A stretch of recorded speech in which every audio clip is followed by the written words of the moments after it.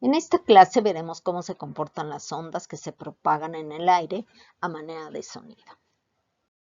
El ser humano tiene un rango de sonidos que puede percibir. Se le llama espectro acústico. Una medida de este espectro es con la frecuencia y otra con el volumen.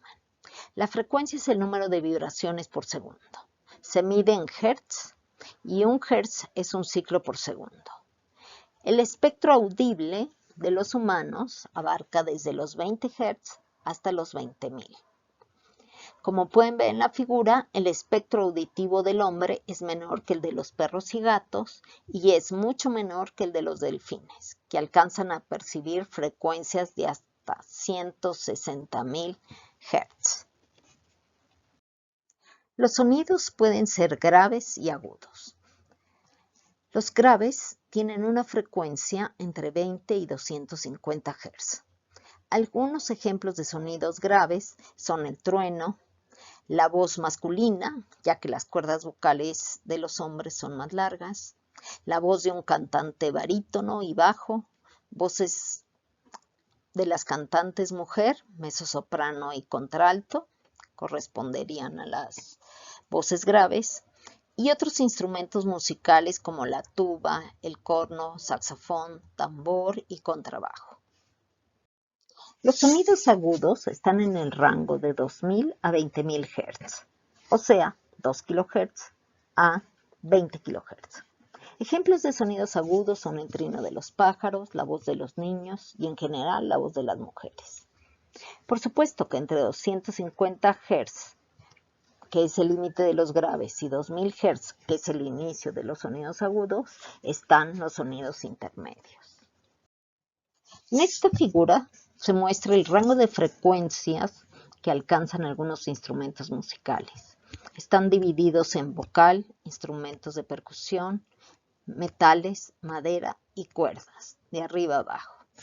Intento verificar que la tabla de la izquierda o la figura de la izquierda es consistente con lo que dice este texto. La altura o tono está determinada por característica en los instrumentos, como el tamaño. Mientras más grande sea un instrumento musical, más grave será el sonido. Al contrario, cuanto más pequeño, será más agudo. La longitud.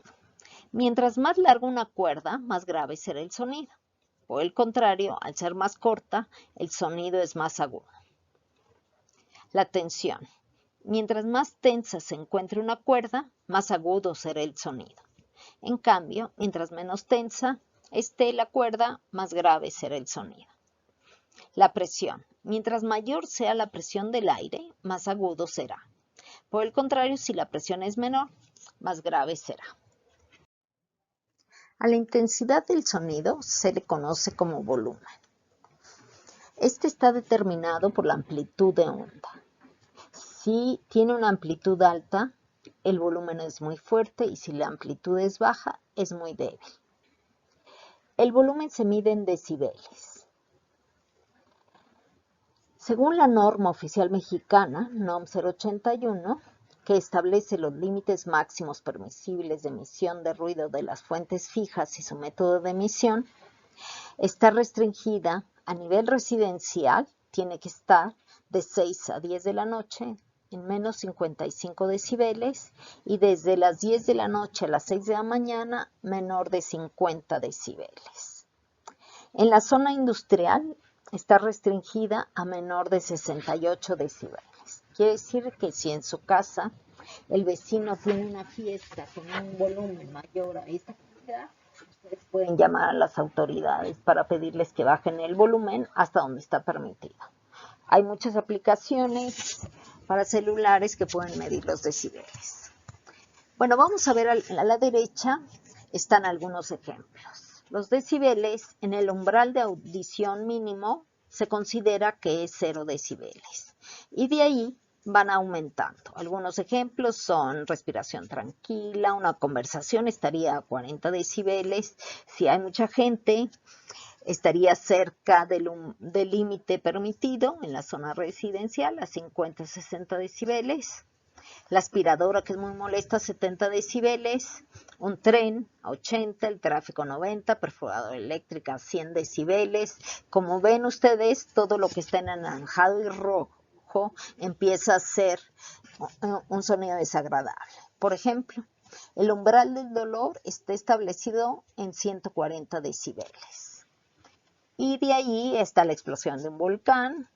Hay un récord Guinness de ruido en un estadio a 142 decibeles y una bomba atómica sería lo más alto que podríamos percibir, pero sería sumamente doloroso. Vamos a ver. En el volumen bajo no lo detectamos y los volúmenes altos son dolorosos.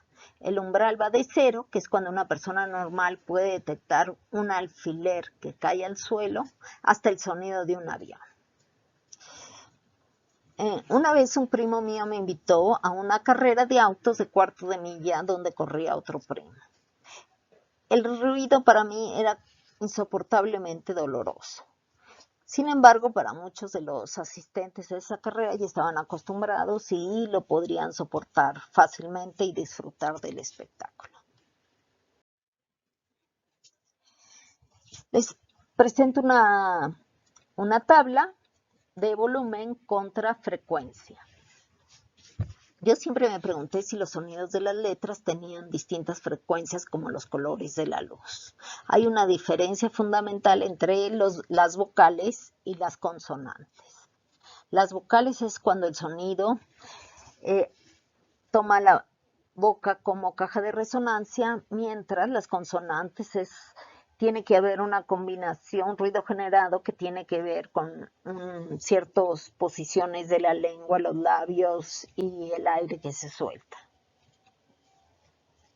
Entonces me encontré esta tabla y quise presentárselas porque contenía las letras de los que estoy hablando. Quizá ustedes puedan probar lo que hemos visto, de que a altas frecuencias, que a bajas frecuencias es un sonido grave y en altas frecuencias es un volumen agudo, como pájaros gorjeando, el tic-tac de un cronómetro.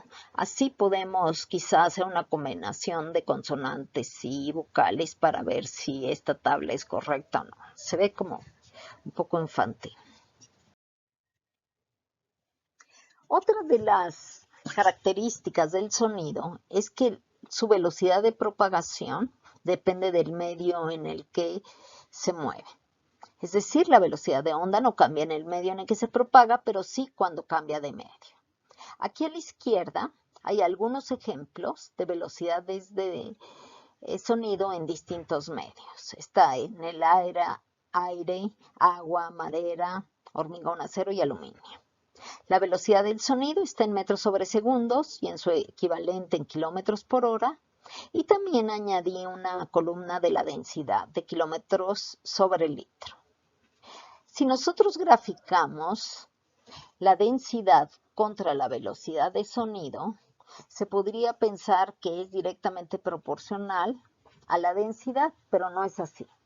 A la velocidad de onda cambia en el medio, pero también si el medio cambia de temperatura y presión, entonces también cambia su velocidad. También depende de la dureza del medio, como se mostró en la clase previa.